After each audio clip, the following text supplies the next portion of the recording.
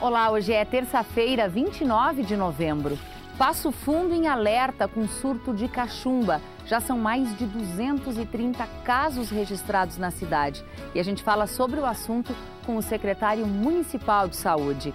A depressão está entre os principais motivos de afastamento do trabalho. E o atendimento psicológico para essa e outras doenças é feito de graça pela UPF. Mais de 2.400 cirurgiões dentistas formados pela Faculdade de Odontologia da UPF. Nós vamos falar sobre os avanços da área e as novidades nessas mais de 5 décadas. E ainda como diminuir o consumo de energia e aumentar a segurança em indústrias, empresas e residências. O Canal de Notícias está começando com essas e outras informações. Então, fique com a gente, porque aqui você encontra mais conteúdo.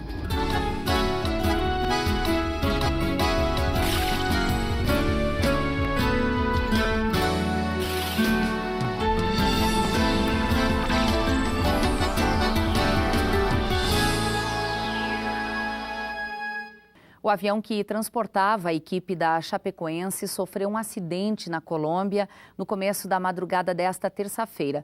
O avião transportava 72 passageiros e 9 tripulantes. Eram 48 membros da Chapecoense, 21 jornalistas brasileiros e 3 convidados.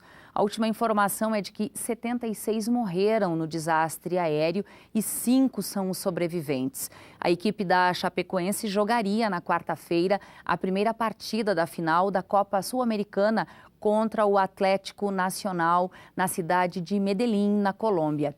No final do ano passado e no início agora de 2016, os jogadores da Chapecoense que estavam nesse voo estiveram na UPF para fazer exames da pré-temporada. Em janeiro de 2016, o Laboratório de Biomecânica da UPF recebeu os atletas da Chapecoense para realizar testes de força. Era o início da preparação dos jogadores para encarar o estadual, o Brasileirão, a Copa do Brasil e a Sul-Americana deste ano. Os 25 atletas do grupo realizaram testes de força, flexibilidade, impulsão e equilíbrio muscular. Foi a primeira vez que a UPF recebeu uma equipe que disputaria a primeira divisão do Campeonato Brasileiro. Ela não tem cheiro, não tem cor, não podemos vê-la. No entanto, a energia elétrica gera conforto dentro das nossas casas, nas empresas, nas indústrias. A nossa equipe foi conferir o quanto o trabalho de eficiência energética foi importante para diminuir o consumo e aumentar a segurança em uma indústria aqui de Passo Fundo. Este é o Jacir, engenheiro eletricista há 9 anos. É desde 2012 que ele mantém uma empresa que presta consultoria para a elaboração de projetos, análise energética e gerenciamento de obras na área da engenharia. Já esse é o Eládio, há 18 anos, administra a própria empresa, que tem como proposta a transformação e a fabricação de peças plásticas como essas. Aqui funcionam cerca de 40 equipamentos, entre prensas e injetoras. Preocupado com a segurança dos funcionários e com o alto consumo de energia gerado pela expansão da empresa, o Eládio foi buscar ajuda especializada, também para resolver os impactos energéticos que a indústria estava causando na comunidade. Existia uma demanda de carga muito grande, cada vez aumentando mais, tendo impacto, na verdade estava ligado em baixa tensão, né? Então havia um impacto tanto na comunidade como na própria empresa. Orientado pelo Jacir, o Eládio precisou fazer um alto investimento nessa subestação para melhorar a qualidade elétrica da indústria. O que resolveu isso? Toda a parte de baixa tensão da comunidade foi isolada, então toda a comunidade agora está atendida em baixa tensão, segura pela concessionária, né? sem nenhum impacto em relação à indústria. E a indústria é alimentada pela concessionária pela alta tensão. Então ela tem uma subestação própria, que é um transformador próprio, um sistema de medição e a distribuição interna. Então, em vez de 2 medições, que é algo que não é possível acontecer, a gente tem uma entrada em média tensão. Em quase 12 meses, a redução no custo anual da energia diluiu o investimento. Antes, o proprietário gastava aproximadamente R$ 3.000 por mês. Agora, o custo mensal é de R$ 9.000 na conta de luz. Outro benefício indispensável foi o aumento na segurança. A consequência de tudo isso foi uma economia de energia, justamente por você não ter desperdício. E a qualidade de energia, a qualidade dos equipamentos, a durabilidade é muito maior. Hoje a gente percebe assim que queima de equipamentos, de lâmpada, computador, essas coisas diminuiu bastante. E a questão de você ter segurança dentro da tua instalação. Então, sobreaquecimentos saíram, né? Não existe mais sobreaquecimento. Os motores estão dimensionados, com os seus cabos dimensionados exatamente para funcionar como é necessário. Equipamentos como esse, o chamado corretor de fator de potência, evita o superaquecimento e gera a chamada eficiência energética. É ter o mesmo conforto ou o mesmo trabalho gastando menos. Esse é o conceito, né? Por exemplo, aqui foram substituídas as lâmpadas que eram fluorescentes comuns, convencionais, por LED.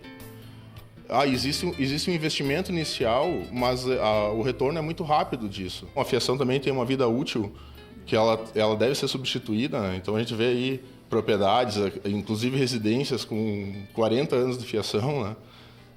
É um risco, a gente está correndo um risco de aquecimento, eles racham, o fio sofre com o tempo e é preciso adequar todas as instalações, inclusive dentro da casa da gente, né? A gente vê muito o pessoal instalando várias tomadas no próprio T, né? Que é o chamado T aqui, que é comum.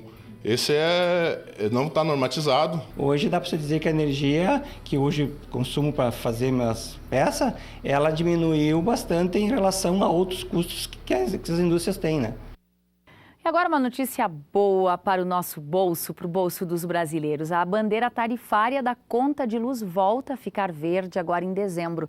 Isso significa que não haverá cobranças extras para o consumidor. De acordo com a Agência Nacional de Energia Elétrica, ANEEL, o que determinou a volta da bandeira para o patamar verde foi a condição favorável que permitiu o desligamento das usinas térmicas mais caras. Bom, Passo Fundo está em alerta. Mais de 230 casos de cachumba foram confirmados na cidade neste ano, o que já é considerado um surto. A maioria dos casos notificados é em adultos com idades entre 20 e 40 anos. Para entender melhor esse surto, nós convidamos o secretário de Saúde de Passo Fundo, Dr.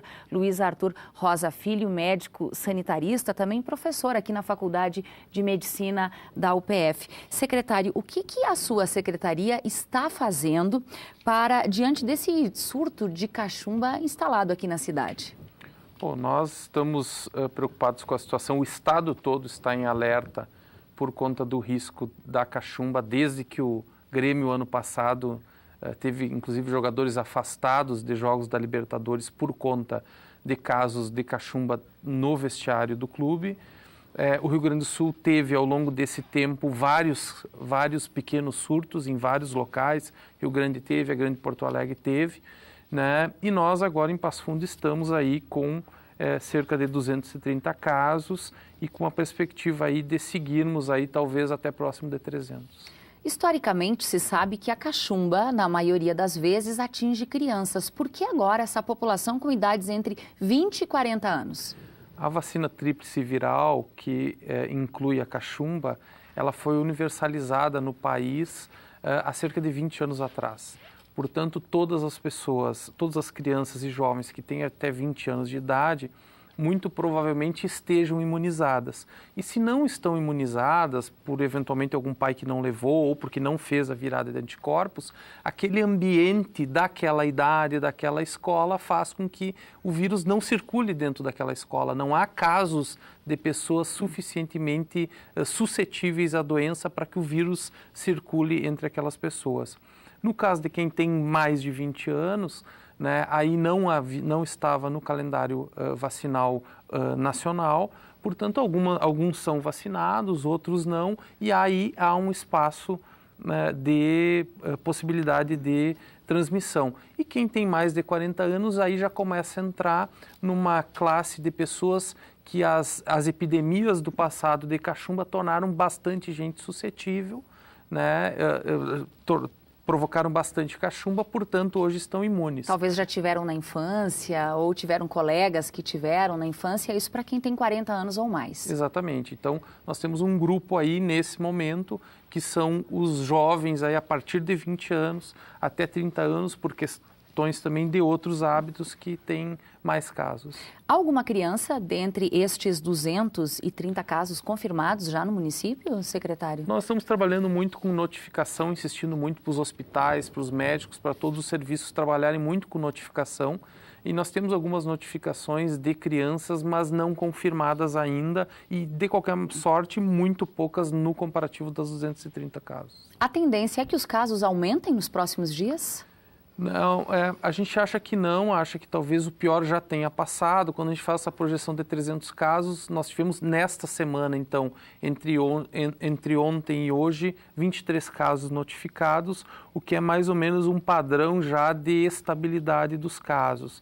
Acreditamos que as férias também das faculdades, enfim, possam abreviar também esse surto, mas a gente estima aí que vai ter talvez 300 casos ainda. Como acontece a contaminação? Como é que a gente pega a cachumba, secretário? Ele é por contaminação de secreção, essencialmente, então compartilhamento de copo, bomba de chimarrão, beijo, pode fazer com que uma pessoa pegue da outra, né? A gente vem desde o início do surto tentando fazer aquilo que o Estado nos orienta, que é o bloqueio vacinal, ou seja, quando surgem 2, 3 casos no mesmo local, vacina todo mundo, tentando fazer o cerco.